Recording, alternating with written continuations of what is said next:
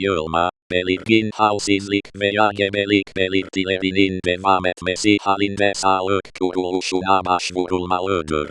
Olası riskler arasında kanama, enfeksiyon, gebelik dokusunun tamamen alınamaması, gebeliğin devam etmesi, yeniden müdahale gereksinimi, rahim ağzında yaralanma ve anestezi komplikasyonları bulunur.